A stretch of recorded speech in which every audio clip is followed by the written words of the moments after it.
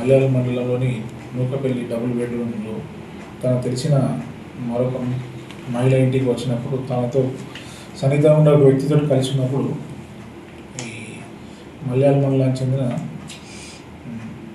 శివరాత్రి నరేష్, అదేవిధంగా అతని మరొక మిత్రుడైన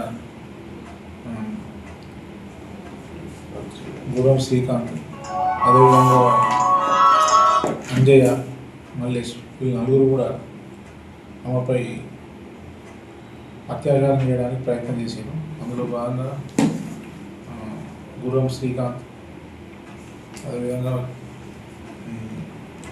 శివరాత్రి నరేష్ ఇద్దరు కూడా మిగతా ఇద్దరు తీసుకొని ఇన్నోవా కారులో మహిళ ఉన్నటువంటి ప్లేస్కి వెళ్ళి ఆ మహిళ తన తెలిసిన అతనితో ఉన్నప్పుడు లోపలికి జ్వరపడి వీళ్ళిద్దరు కూడా వాళ్ళ యొక్క సెల్ ఫోన్ తోటి ఆమె వీడియో తీసి ఆ తర్వాత ఆమెతో ఉన్న ఆ పర్సన్ బయటకు పంపించేసి వీళ్ళు ఆమెను బెదిరించి కొట్టి ఆమెపై ఇద్దరు కూడా సామూహికంగా అత్యాచారం చేసినారు.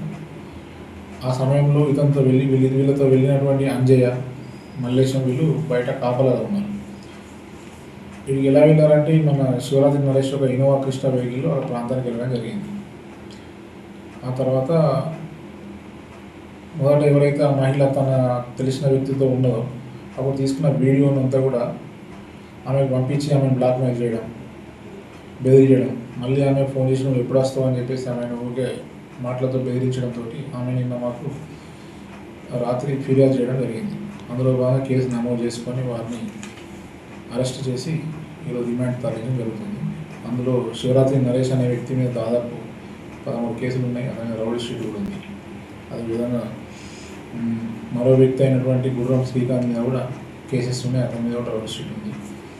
మిగతా ఇద్దరి మీద రౌడీ షీట్ ఏం లేదు, కానీ వాళ్ళ మీద కూడా చివరి 2 కేసులు ఉన్నాయి.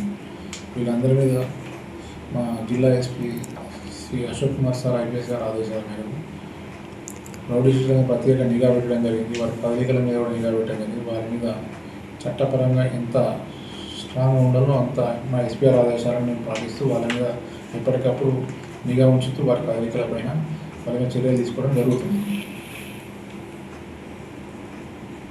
ఆ మహిళ దగ్గరికి వెళ్ళడానికి ఉపయోగించినటువంటి ఇన్నోవా క్రిస్టా కారు అది శివరాత్రి నరేష్కి చెందింది.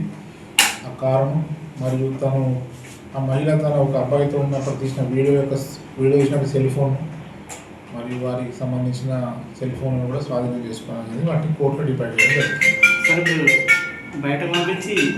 సార్ 2 కార్లు కూడా స్వాధీనం చేసుకున్నట్టు చెప్తున్నారు సార్.